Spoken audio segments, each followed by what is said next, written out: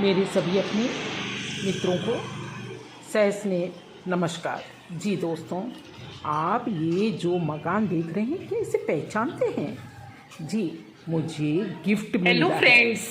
जी चलिए, बात करते करते आज मैं बता देती हूँ एक बहुत बड़े तोहफे के बारे में।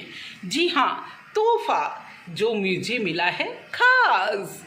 बस उस तोहफे के कारण मुझे इतनी खुशी होती है। और ये तोहफा मुझे कहाँ से मिला, किसने दिया। जी, और ये तोहफा आप भी ले सकते हैं और शायद आप ले भी रहे होंगे। चलिए लाइट जला लेते हैं दोस्तों, और साथ ही साथ एक वीडियो बना लेते हैं। जी, आज का दिन है खास दिन। घूमते घूमते थोड़ी सी घर का एक हल्का सा व्यू भी आपको शेयर कर देते हैं, क्योंकि मेरे अपने फ्रेंड्स ने कहा कई बार कि आप अपने घर का भी वीडियो शेयर कीजिए, घर का भी वीडियो बनाइए। जी दोस्तों, नौकरी पेशा आदमी का खास तौर से इसी तरह का घर होता है, जैसा कि मेरा भी है। हाँ, बड़ा सिंपल सा, लेकिन चलिए है बहुत कुछ इसके अंदर खास। और किसने दिया है ये मुझे घर, बस आप वीडियो देखते जाइए और आपसे सारी बातें होंगी। हाँ, कदम ही नहीं ठहरते ज़मीन पर जब मैं इस तोहफे की ओर विचार करती हूँ, थोड़ा सा रुक करके, कि क्या वास्तव में मैं इतने बड़े तोहफे की हकदार थी जो मुझे मिल गया। हाँ, ये जो मकान देख रहे हैं वो एक तोहफे में मिला है। आपको जानकर के हैरानी होगी कि किसने इतना बड़ा तोहफा दिया। जी फ्रेंड्स, ये मेरे अपने फादर इन लॉ ने और मदर इन लॉ ने हमें गिफ्ट किया है।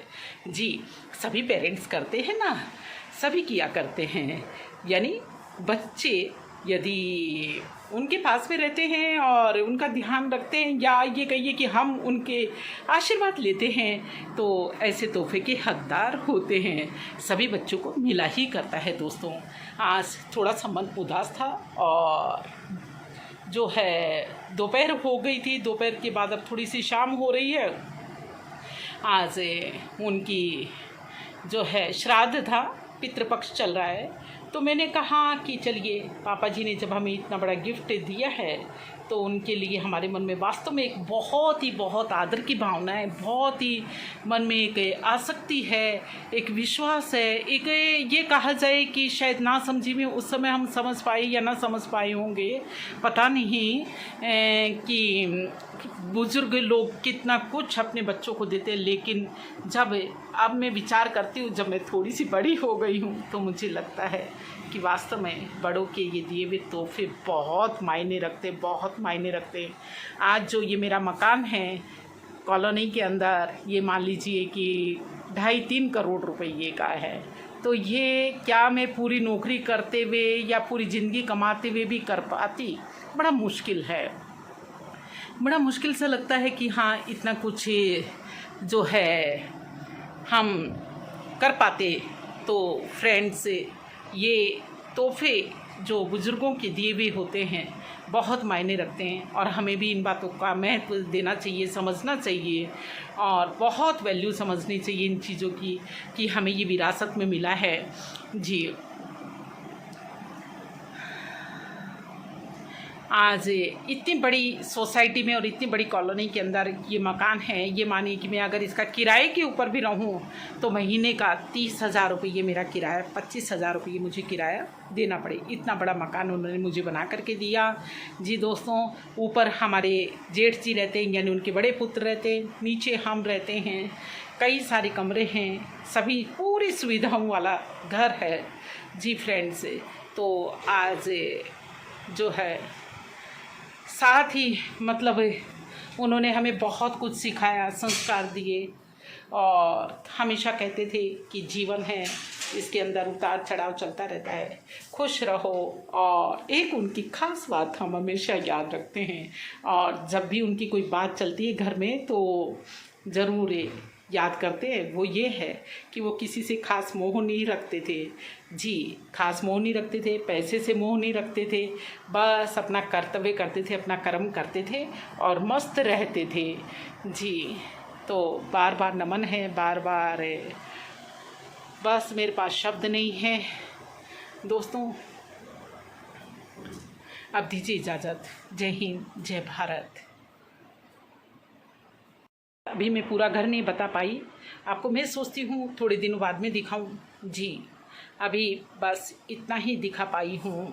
और जो है बस मेरा घर दिखाना उद्देश्य नहीं है, मेरा तो यही बताना उद्देश्य है कि हमें वक्त रहते भी इस बात को समझना चाहिए और अपने बुज़ुर्गों का आदर देना चाहिए, सम्मान करना चाहिए और उनकी हर छोटी छोटी चीज़ों की वैल्यू समझनी चाहिए। फ्रेंड्स, अभी बजी है सुबह की 5। जी हाँ, 5 बजे ही, और रविवार को सुनीता शर्मा हो गई है तैयार, नहा धो करके बिल्कुल तैयार हो गई है। और आज का दिन मेरे लिए खास महत्व रखता है।